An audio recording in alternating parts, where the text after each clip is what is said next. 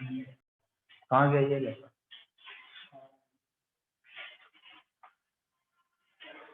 ये सब एक्सपेरिमेंट्स जो दिख रहे हैं ना आपको, ये सब बड़े इंपॉर्टेंट एक्सपेरिमेंट्स हैं और ये आपके एग्जाम में पूछता है। हम करेंगे क्या? Let us discuss another experiment where a solution of sucrose in a water taken in a funnel is separated from the pure water. ठीक है, ये जो देख रहे हो ना ये वाला मामला, इधर पहले इसको समझो। इस बीकर में, ये बीकर आपको दिख रहा है, ये इसके अंदर आपका क्या है? वाटर है। Yes. और ये जो फनल टाइप का स्ट्रक्चर दिख रहा है, इसके अंदर भरा हुआ है क्या? Solute. सुक्रोज का सोल्यूशन, मतलब शरबत। क्या भरा है आपने? शरबत। ठीक है, taken in a funnel is separated from the pure water in a beaker through the semi-permeable membrane. You can get this kind of membrane in an egg. जैसे remove the yolk and albumin through a small hole at the one end of the egg. ये अंडा है, अंडा। यहाँ छोटा सा whole कर दो। होल जब करोगे तो ये ऐसे होल हो जाएगा। ठीक है, ये होल बन गया। पलट दो, चक्कर तो झटक दो, सारा जो है यॉक और एल्बुमिन उसका क्या हो जाएगा बेटा? निकल जाएगा। ठीक, फिर क्या होगा? And place the shell in a dilute solution of the hydrochloric acid for a few hours, कुछ घंटे के लिए छोड़ दो। The egg shell dissolves leaving the membrane intact and water will move into the funnel. ठीक है, water जो है फनल के अंदर मूव करना शुरू कर देगा। फनल क्या है? ये वाला फनल है ना ये। ठीक है, और ये क्या है? वाटर। सिंपल फिनोमिना चल रहा है। ये वाटर है तो यहाँ पर वाटर अगर है तो यहाँ पर वाटर पोटेंशियल क्या होगा? बोलो। वहां पर वाटर पोटेंशियल ज्यादा है। तो ग्रोथ के सोल्यूशन में हमेशा जो वाटर पोटेंशियल होगा सोल्यूशन में, वो क्या होगा? कम होगा। Movement of the water from the higher potential to the lower potential, है ना?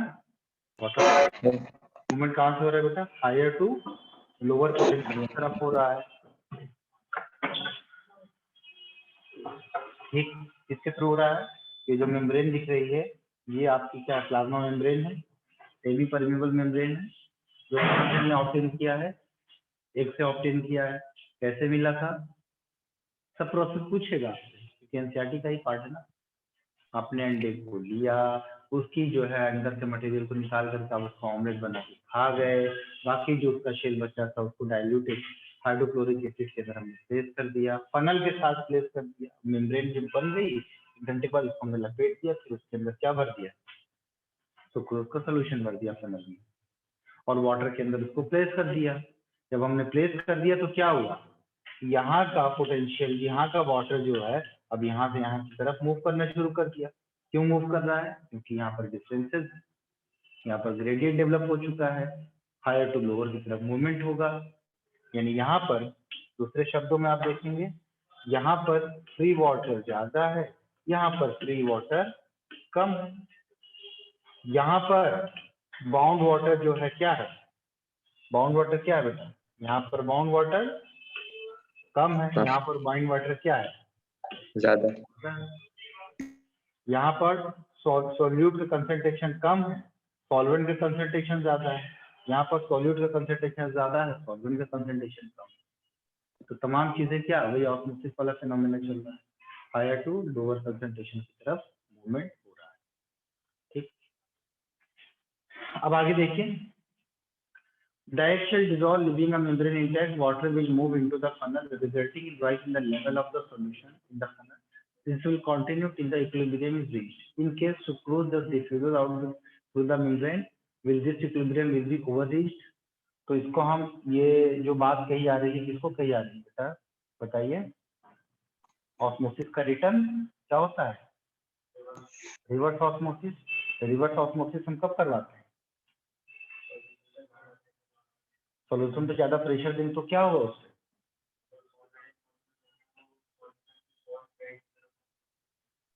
Against the gradient movement. Against the gradient होता है।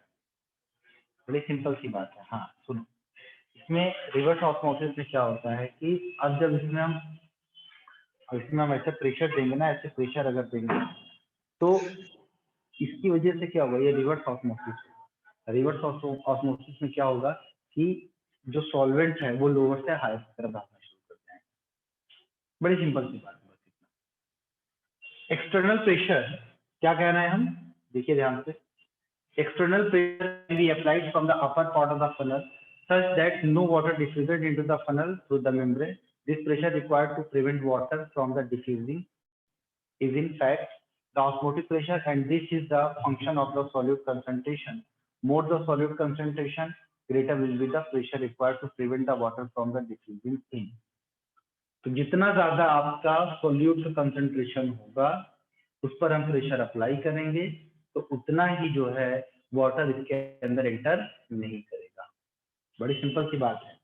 अभी क्या हो रहा था बेटा, वाटर यहाँ से यहाँ तक जा रहा है, यही कह रहे हैं ना हम इसमें, वाटर इधर से इधर की तरफ जा रहा है, लेकिन जब हम उसके ऊपर प्रेशर देंगे तो वाटर का जो मूवमेंट इधर हो रहा था वो नहीं होगा। ठीक है, तो हम Yes. प्रेशर देंगे, ऊपर से प्रेशर दे रहे हैं ना, ये देखो यहाँ पे प्रेशर दे रहे हैं, तो जब प्रेशर देंगे तो वाटर का जो मूवमेंट हो रहा है, ऑस्मोसिस का जो फिनोमेना चल रहा है वो रुक जाता है। ठीक है, ठीक। तो osmotic pressure is positive pressure और while osmotic potential is negative. Negative. Yes. Class 10th में आपने पढ़ा था ना इसके बारे में, ये जो एक्सपेरिमेंट तो हो गया, इसको दोबारा पढ़िए घर पे जाकर के, इसके बारे में आपने क्लास 10th में पढ़ा था। Yes. ठीक है, ये यहाँ पर लिखा है कि कहाँ से शुरू था ये, द ऑस्मोटिक प्रेशर, ये आपका यहाँ से, the osmotic pressure and is the function of the solute concentration, more the solute concentration, यहाँ से बात शुरू है हमारी। मोर द सोल्यूट कंसंट्रेशन, अगर सोल्यूट कंसंट्रेशन कितना है बेटा, ज्यादा, सोल्यूट कंसंट्रेशन हमारा क्या है, ज्यादा है, greater will be the pressure required, तो यहाँ पर प्रेशर की रिक्वायरमेंट भी क्या होगी बेटा, ज्यादा होगी, to prevent the water from diffusing in. तो वाटर का डिफ्यूजन जो होगा, वाटर का डिफ्यूजन जो होगा कहाँ से, हायर से लोअर की तरफ जो होगा वो हो जाएगा कम। ये बात कह रहे हैं हम, इसमें यही बात कही जा रही है। एंड देन न्यूमेरिकली ये क्या करते हैं बेटा, ये निकाला गया है, यहाँ पर हमें निकालने का सिलेबस में नहीं, इसको न्यूमेरिकली कैसे सॉल्व करते हैं। Numerically osmotic pressure is equivalent to the osmotic potential. ठीक है, ऑस्मोटिक प्रेशर जो होता है आपका ऑस्मोटिक पोटेंशियल। देखिए प्रेशर का मतलब जो सॉल्वेंट के मूवमेंट की वजह से जो प्रेशर जनरेट हो रहा है उसको हम ऑस्मोटिक प्रेशर कहते हैं। लेकिन ये जो मूवमेंट की कैपेबिलिटी है ना, पोटेंशियल का मतलब क्या होता है, किसी भी वाटर को या किसी भी सब्सटेंस को जो मूवमेंट वाली कैपेबिलिटी होती है उसका पोटेंशियल कहलाता है। ठीक है, तो यहाँ पर कह रहे हैं कि ऑस्मोटिक प्रेशर मतलब उसके मूवमेंट की वजह से, किसी भी सॉल्वेंट के मूवमेंट की वजह से जो प्रेशर जनरेट हो रहा है। ठीक है, या आप कह सकते हैं कि ऑस्मोसिस के दौरान जो मूवमेंट ऑफ वाटर हो रहा है, उस मूवमेंट ऑफ वाटर के दौरान जो प्रेशर जनरेट हो रहा है उसको हम ऑस्मोटिक प्रेशर कहते हैं। और ये प्रेशर किसके बराबर है, उसके पोटेंशियल एनर्जी के बराबर, उसके पोटेंशियल के बराबर है। तो ऑस्मोटिक पोटेंशियल क्या है कि जो वाटर का जो मूवमेंट हो रहा है हायर टू लोअर की तरफ, उसकी एनर्जी है, वो पोटेंशियल डिफाइन कर रहा है। लेकिन इस मूवमेंट के दौरान जो प्रेशर जनरेट हो रहा है दैट इज ऑस्मोटिक प्रेशर। तो ये दोनों कैसे हैं, बराबर है। जैसे मैंने बताया था कि जो डिफ्यूजन प्रेशर डेफिसिट है, डिफ्यूजन प्रेशर डेफिसिट क्या होता है, हायर टू लोअर की तरफ हम जा रहे हैं और उन दोनों के बीच का जो डिफरेंस है that is the diffusion pressure deficit. और ये किसके बराबर होगा, वो जो सक्शन प्रेशर बन रहा है लोअर की तरफ, इनकी लोअर कंसंट्रेशन जिधर है उधर से सक्शन बन रहा है, इसकी वजह से वाटर मॉलिक्यूल क्या होगा बेटा, उसकी तरफ खिंचता हुआ चला आएगा, तो वो जो सक्शन प्रेशर है वो डीपीडी के बराबर है। ठीक वैसे ही यहाँ पर ऑस्मोटिक या ऑस्मोसिस के दौरान जो प्रेशर जनरेट हो रहा है वो उसका ऑस्मोटिक पोटेंशियल के बराबर। ठीक है, Yes. ठीक है। तो अब ये न्यूमेरिकली इसको क्या कहते हैं इसको जो है डिफाइन किया गया है कि ऑस्मोटिक प्रेशर जो होगा वो पॉजिटिव होता है, ऑस्मोटिक पोटेंशियल जो होता है वो निगेटिव होता है। बस इतना इसको याद कर लीजिए, याद करने के बाद जो है छोड़ दीजिए इसको। अच्छा अब बताइए, ये फेनोमेना अभी हमने जो शुरू में आपको बताया था हाइपोटोनिक हाइपरटोनिक सॉल्यूशन, क्या आप उससे इस प्लाज्मोलिसिस को डिफाइन नहीं कर सकते? मोहिनी आप डिफाइन करिए बेटा प्लीज। आपको सिंपल से इतना जानना है कि ये जो मूवमेंट ऑफ वाटर है, ठीक है, हायर टू लोअर, प्लाज्मोलिसिस में क्या होता है कि पहले साइटोप्लाज्म के अंदर श्रिंक होता है, फिर उसके बाद वैक्यूल के अंदर श्रिंक होता है। जैसे आप इधर देखो, ये एक सेल है, ये हमारी क्या है बेटा, एक सेल है, ठीक है। इस सेल के अंदर 90% एरिया कौन ऑक्युपाई करता है बेटा? ये हमारा वैक्यूल। इस वैक्यूल के अंदर क्या मौजूद होता है? सेल साइड, पढ़ा है ना? इसके अंदर मौजूद होता है सेल साइड। इसमें ढेर सारे आपके सोल्यूट पार्टिकल्स बहुत ढेर सारे होते हैं। तो इसका Yes. मतलब ये हुआ कि यहाँ पर जो वाटर का पोटेंशियल है वो बहुत कम होगा। Yes. और ये जो मेम्ब्रेन दिख रही है, इस मेम्ब्रेन को हम बोलते हैं टोनोप्लास्ट। और ये जो दिख रहा है ये क्या है आपका? सेल वॉल है। इसके नीचे आपको सेल मेम्ब्रेन दिखाई पड़ेगी यहाँ पर।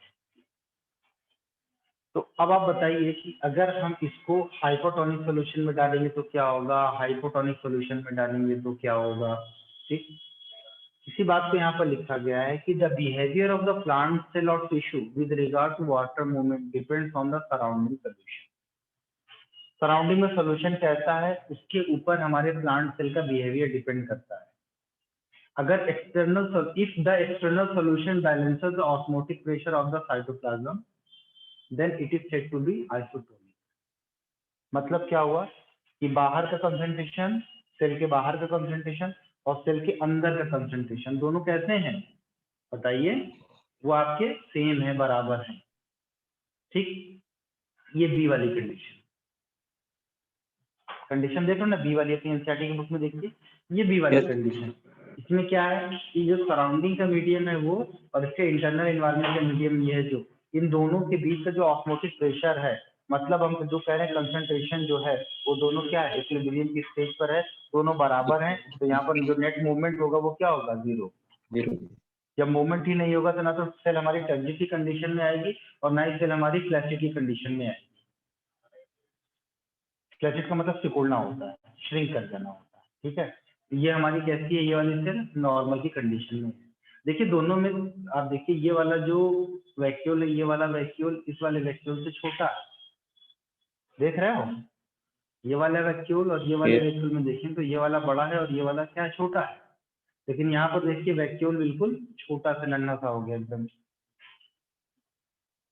तो ये वाली कंडीशन को डिफाइन कर रहा है हमारी एनसीईआरटी, ये वाली बात कि the behavior of the plant cell or tissue with regard to water movement depends on the surrounding solution. If the external solution balances the osmotic pressure of the cytoplasm, it is said to be isotonic. लेकिन दूसरी तरफ क्या हम कह रहे हैं कि if the external solution is more dilute than the cytoplasm, बाहर का सॉल्यूशन क्या है? बहुत ज्यादा डाइल्यूट है। बहुत ज्यादा डाइल्यूट होने का मतलब क्या हुआ? सॉल्वेंट ज्यादा है और सॉल्यूट कम है, यही तो Yes. होगा ना। हम कहेंगे कि भाई सॉल्यूशन हमारा कैसा है? डाइल्यूट है, तो इसका मतलब ये होगा हमारा सॉल्यूशन हाइपोटोनिक है, वाटर का कंटेंट ज्यादा है। ये जो टोनिसिटी हम बात करते हैं, हाइपो, हाइपर, आइसो, ये किसके रिफरेंस में बात करते हैं? सॉल्यूट के रिफरेंस में बात करते हैं, ठीक है। तो अगर if the external solution is more dilute than the cytoplasm, it is said to be hypotonic, ठीक है। तो क्या समझे आप कि ये आपका एक सेल है, ठीक है, ये आपका एक सेल है और ये बाहर का सॉल्यूशन जो होता है वो कैसा है? यहाँ पर ये सॉल्यूशन ज्यादा डाइल्यूट है, ये सॉल्यूशन ज्यादा डाइल्यूट है as compare to cytoplasm. Test आपके सारे बच्चे देंगे, 2 बच्चों को छोड़ करके यहाँ पे। अच्छा, तो चलेगा वाले मिलेंगे तुम्हारे टॉपिक में 1 2 2 4 7 1 8।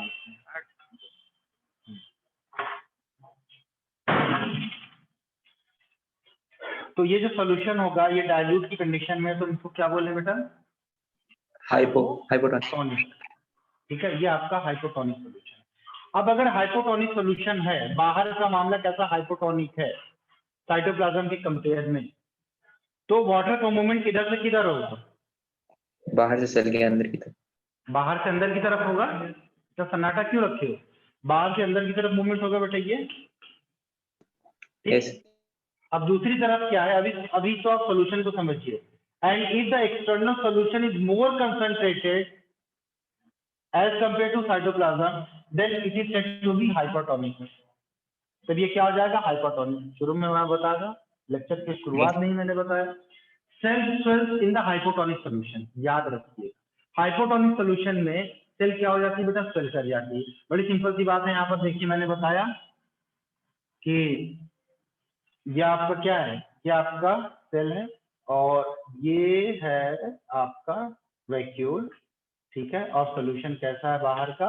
हाइपोटोनिक सॉल्यूशन है।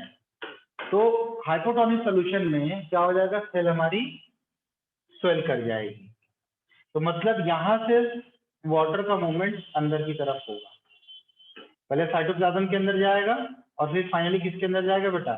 फिर आपके सेल के अंदर जाएगा। 2 स्टेप में जाता है। जब सिकुड़ना भी होगा किसी सेल का, तो पहले साइटोप्लाज्म सिकुड़ेगा, उसके बाद क्या सिकुड़ेगा? वैक्यूल जाएगा, श्रिंक कर जाएगा। तो अब अगली कंडीशन में क्या दिखेगा आपको? अगली कंडीशन में दिखेगा ये कि आपका ये जो वैक्यूल है, ये वैक्यूल बड़ा हो जाएगा। अब आप बोलोगे सर सेल वॉल क्या नहीं बड़ा होता? ये सेल क्यों नहीं बड़ा होता? सेल बेटा नहीं बड़ा होता, इसलिए कि सेल के अंदर क्या होता है? Cell wall. और सेल वॉल क्या होता है? रिजिड होता है। ठीक है, रिजिड होने की वजह से सेल की साइज नहीं बढ़ती, बल्कि वैक्यूल की साइज बढ़ जाती है। क्योंकि वैक्यूल के ऊपर जो टेनोप्लास्ट का मेम्ब्रेन है वो क्या है? इस टाइप का आपका सेल मेम्ब्रेन ही है। ठीक है ना? तो ये चीज समझ में आ गई। लेकिन जब इसका रिवर्स करेंगे, अगर बाहर सोल्यूशन हम क्या रखेंगे बेटा? हाइपरटोनिक कर देंगे। क्या कर देंगे? हाइपरटोनिक कर देंगे। तो पहले साइटोप्लाज्म से जो है बाहर जाएगा पानी, फिर उसके बाद इसके वैक्यूल से पानी बाहर जाएगा, और फाइनली क्या हो जाएगा? सेल आपका श्रिंक कर जाएगा। तो इसी को हम क्या बोलते हैं बेटा? प्लाज्मोलिसिस। ठीक है, इसी को हम कहते हैं बेटा प्लाज्मोलिसिस। एंड क्या कहा हमने कि plasmolysis occurs when water moves out of the cell and the cell membrane of the plant cell shrinks away from its cell wall. This occurs when the cell or tissue is placed in the solution that is hypertonic. Plasmolysis किसमें होगी? Hypotonic solution में होगी। Plasmolysis में क्या होता है? Lysis का मतलब होता है ब्रेकडाउन। तो यहाँ पर ब्रेकडाउन क्या हो रहा है? यहाँ पर कम हो रहा है, श्रिंक कर रहा है हमारा सेल। क्यों श्रिंक कर रहा है? क्योंकि उसके अंदर का जो सॉल्वेंट है, जो वाटर है, वो एक्सटर्नल इन्वायरमेंट में चला जा रहा है। ठीक है, कंडीशन आप देखिए जो सामने आपके यहाँ पर रखी हुई है, ये वाली। यहाँ का जो सॉल्यूशन है वो कैसा है बेटा? हाइपरटोनिक है। यहाँ का जो सॉल्यूशन है वो कैसा है? आइसोटोनिक है। और यहाँ का जो सॉल्यूशन है वो कैसा है? हाइपोटोनिक। हाइपोटोनिक। ये 3 कंडीशन हो गई। ठीक,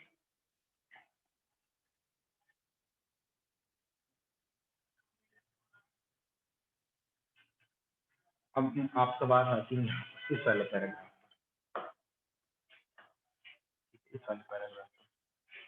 टाइम क्या हो रहा है? कौन सा? आइसोटोनिक में नेट मूवमेंट नहीं होता है ना, ये बता रहे ना गुरु जी।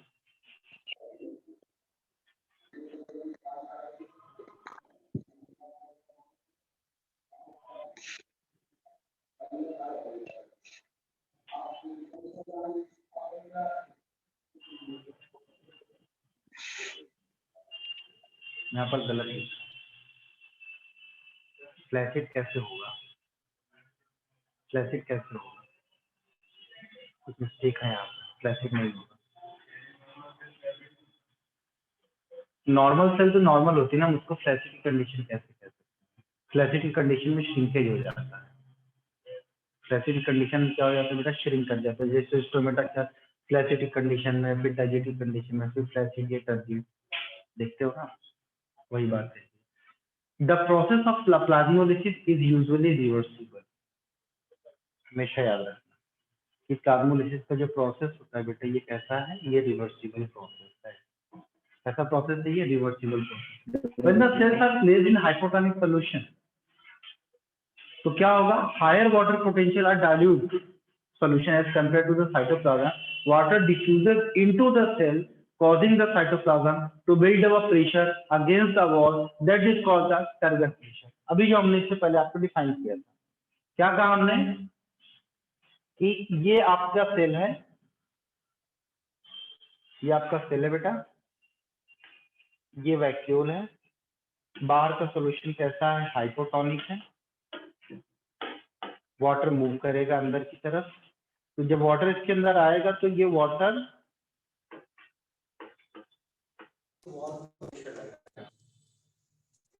ये प्रेशर टर्गर प्रेशर, और इस टर्गर प्रेशर के अगेंस्ट में जो वॉल जो प्रेशर लगेगा वो क्या होगा, उसका वॉल प्रेशर होगा। ठीक है,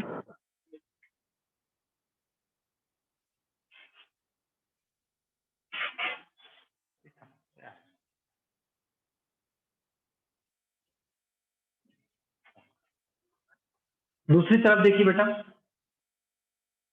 the pressure exerted by the protoplast due to the entry of water against the rigid wall is called the pressure potential.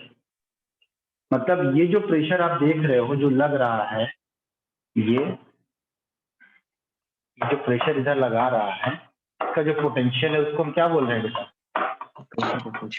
इसी को तो प्रेशर पोटेंशियल कह रहे हैं। जो इसका टर्गर प्रेशर है वही किसके बराबर है, प्रेशर पोटेंशियल के बराबर है। थोड़ा सा यहीं आ जाओ, यहीं आ जाओ, यहीं आ जाओ, सब यहीं आ जाओ, इधर उधर मत जाओ, तुम्हारा दिमाग इधर उधर भाग रहा है। क्या कह रहे हैं हम यहाँ पे, कह रहे हैं कि the pressure exerted by the protoplast, ठीक है, इसके अंदर का जो प्रोटोप्लास्ट है, ठीक है, protoplast due to the entry of water against the rigid wall, it's called the pressure potential। because of the rigidity of the cell wall, the cell does not rupture, and this Turger pressure is ultimately responsible for the enlargement and extension of the growth of cell।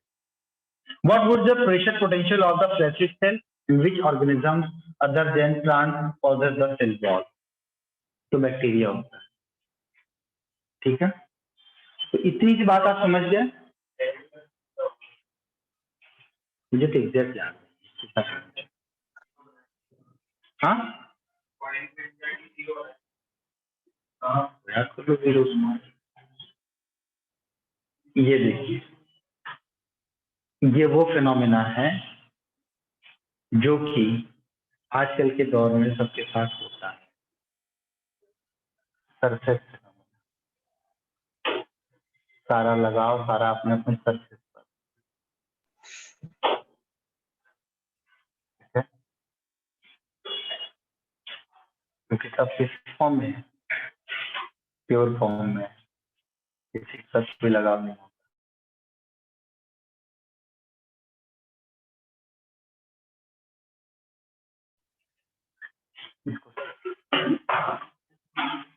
बरसात का मौसम आएगा, दरवाजा बंद ही नहीं होगा, बंद हो जाएगा तो खुलेगा नहीं।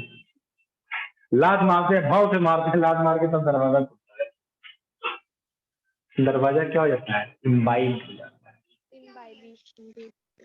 क्या हो जाता है, दरवाजा हमारा इम्बाइब हो जाता है। ठीक है, हमारी आवाज आ रही है? Yes sir. ठीक है, मम्मी आटा गूंथती है यूं यूं करके, हीट निकलती है, हीट निकलती है, हीट। कभी आटा Yes. गूंदे हो, लड़के हो, कभी आटा गूंदे हो तो पता चले। मैंने तो रोटियां भी बनाई, मेरे हाथ से बड़ी गोल रोटी बनी, So, पर कभी रोटी बनाते नहीं है यहाँ। जब आप आटा गूंदोगे ना, डो बनाओगे ना, तो उस वक्त हीट निकलती है, इसको हम हीट ऑफ बीटिंग कहते हैं। कौन सा है? heat heat of of beating. Beating, WITTING, heat of beating. ठीक है, और वो जो हीट ऑफ बीटिंग निकलती है ड्यू टू द इम्बाइबिशन निकलता है। अब दो चीज, एब्जॉर्प्शन एक होता है और दूसरा एड्सॉर्प्शन। एक होता है अवशोषण और दूसरा होता है अधिशोषण, हिंदी में कहते हैं अवशोषण, और दूसरा क्या होता है? अधिशोषण। अवशोषण जो होता है, एब्जॉर्प्शन जो होता है, that is a bulk phenomena. कौन सा फेनोमेना है ये? बल्क फेनोमेना है। ठीक है, लिख लो, 11th वाले भी बच्चे बैठे, लिख लो, फिर बाद में हमको गालियां दो। ठीक है, ये जो हमारा एब्जॉर्प्शन होता है, ये एब्जॉर्प्शन जो है आपका बल्क फेनोमेना है।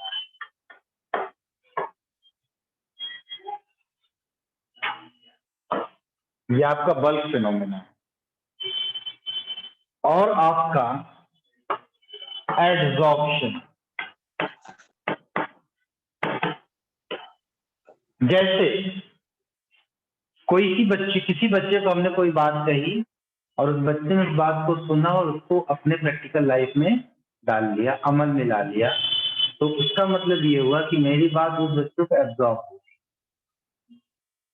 और एक बच्चा ऐसा है जिसने मेरी बात सुना, घर गया, पबजी खेलते खेलते भूल गया, इग्नोर कर दिया, निकाल दिया दिमाग से, उसने हमारी बात को अमली जामा नहीं पहनाया, अमल में नहीं लाया, तो वो बात उसके अंदर कभी बैठेगी नहीं। एक टाइम के लिए था, तो वो एब्जॉर्ब नहीं हुआ, वो एड्सॉर्ब हुआ। इसके मतलब ये हुआ कि ये एड्सॉर्प्शन जो है, ये इसका सरफेस फिनोमिना है। ये बातें हमारी जो थी वो सिर्फ आपके सरफेस पर ही रह गई, आपके दिल और दिमाग में नहीं। बरसात में दरवाजा टाइट बंद होता है, बहुत आसानी से खुल रहा है, बेटा खुल लो तुम, बरसात आई तो पूछेंगे। बरसात में क्या होता है, इसका जो अपर लेयर वगैरह होती है, यहाँ पर पानी का क्या हो जाता है बेटा? एड्सॉर्प्शन होता है। इसकी वजह से दरवाजा हमारा ऐंठ जाता है और ये दरवाजा सही से बंद नहीं होता है जब तक कि खिली हुई धूप नहीं निकलती, इसके अंदर जो पानी है वो इवेपोरेट नहीं हो जाता। और इम्बाइबिशन का फेनोमेना कहाँ चलता है? इम्बाइबिशन का फेनोमेना चलता है सीड के जर्मिनेशन में। जैसे जब भगवान श्री कृष्ण की जन्माष्टमी आती है तो उस वक्त हम क्या करते हैं, खीरा लेते हैं, खीरे के अंदर हम क्या डाल देते हैं, जो भी हमारे सीड्स वगैरह रहते हैं उसके अंदर रखते हैं, चना हो गया, गेहूं हो गया, जो स्प्राउटिंग होने वाला रहता है उसको रख करके हम लोग उसको रेशम के कच्चे धागे से उसको हल्का सा बहुत सॉफ्ट तरीके से हम उसको बांध करके रख देते हैं। ठीक है, 2 दिन 3 दिन वो रखा रहता है। उसके बाद जिस दिन जन्माष्टमी होती है उसी दिन क्या होता है, वो धागा टूट जाता है। और क्यों टूटता है? क्योंकि जो सीड्स है उसके अंदर इम्बाइबिशन होता है और उस इम्बाइबेटिक प्रेशर की वजह से धागा जाता है टूट, और हम कहते हैं भगवान श्री कृष्ण ने जन्म ले। चलता है ना, ये बात चलती है, होती है ना, ऐसा ही होता Yes. है। There is a scientific reason. नहीं, मैंने देखा है, वो देखो पंडित बैठा हुआ देखा है, ये पंडित बैठा हुआ तो भी देखा ना भाई, आपने नहीं देखा भाई, जरूरी थोड़ी कि हर चीज हर कोई देखे हो। हाँ चलिए, तो ये तो सब आज आपका इम्बाइबिशन था। तो इम्बाइबिशन में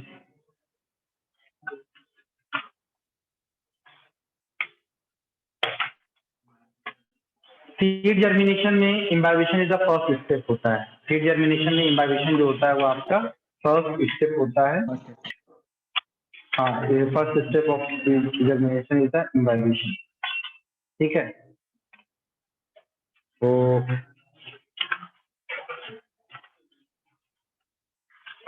देखो बच्चे, हमारी एनसीईआरटी क्या करी इम्बाइबिशन के केस में, 10 मिनट में क्लास हम फिनिश करेंगे, फिर आपका जो है टेस्ट होगा।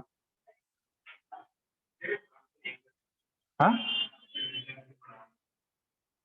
1 बजे तक है इनकी भी क्लास है, थोड़ा सा खाना वाना खाने दोगे मेरे को?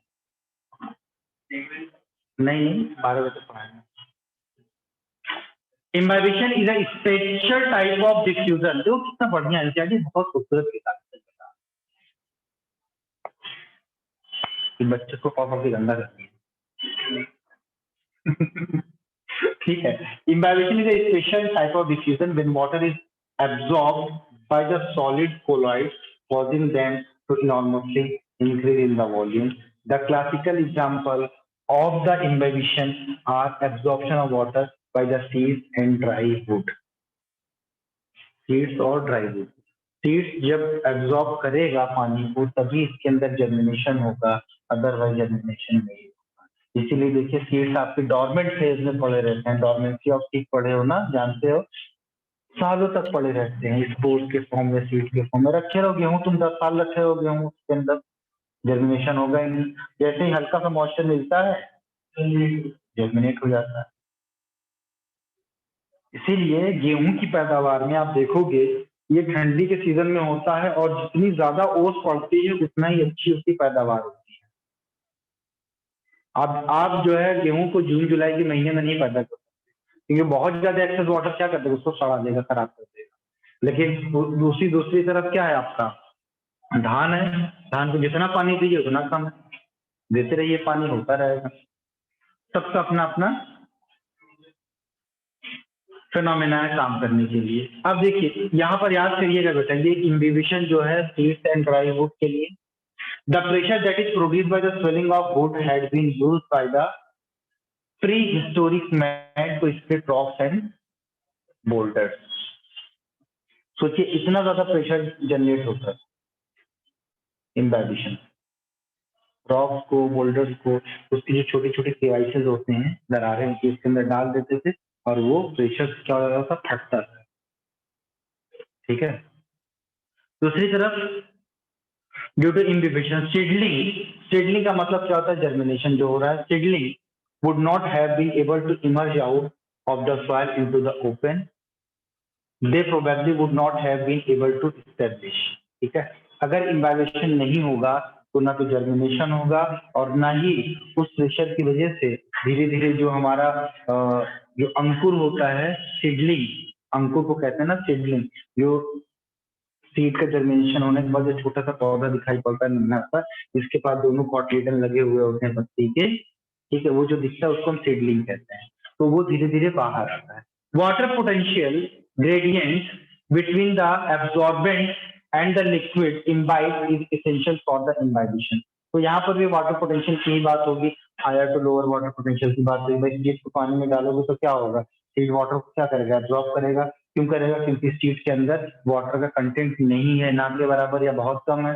बाहर पानी ज्यादा है तो बाहर से पानी अंदर की तरफ चला आएगा, सीड के अंदर चला आएगा। ठीक है। And in addition for any substance to imbibe any liquid, affinity between the absorbent and the liquid is also reduced। ठीक है। तो अब देखो ये जो बातें हैं ना आपकी, long distance transport of the water, ये पॉइंट हो गया आपका। क्लास आपकी फिनिश है। लॉन्ग डिस्टेंस ऑफ वाटर ये हो गया। बल्क फिनोमेना, बल्क फ्लो क्या होता है, how to plant absorb water ये हो गया, ये तो आप जानते ही हो। ठीक है, ये पॉइंट हो गया। और उसके बाद आपका क्या आता है, मैं यहीं से बता दूं, इसको ले जाने की जरूरत नहीं है। आपका हो गया long distance transport of water, आपका how do plants absorb water, cascading skip वगैरह, वाटर मूवमेंट, कल ट्रांसलेशन तक पढ़ा देंगे आपको पूरा। ठीक है, थोड़ा पढ़ के बैठना। Yes. यार मैं सोच रहा था छोटा चैप्टर है लेकिन काफी बड़ा है ना, काफी बड़ा चैप्टर है ये तो, फोटोसिंथेसिस से भी ज्यादा बड़ा है। चलो बेटा बाय। Thank you.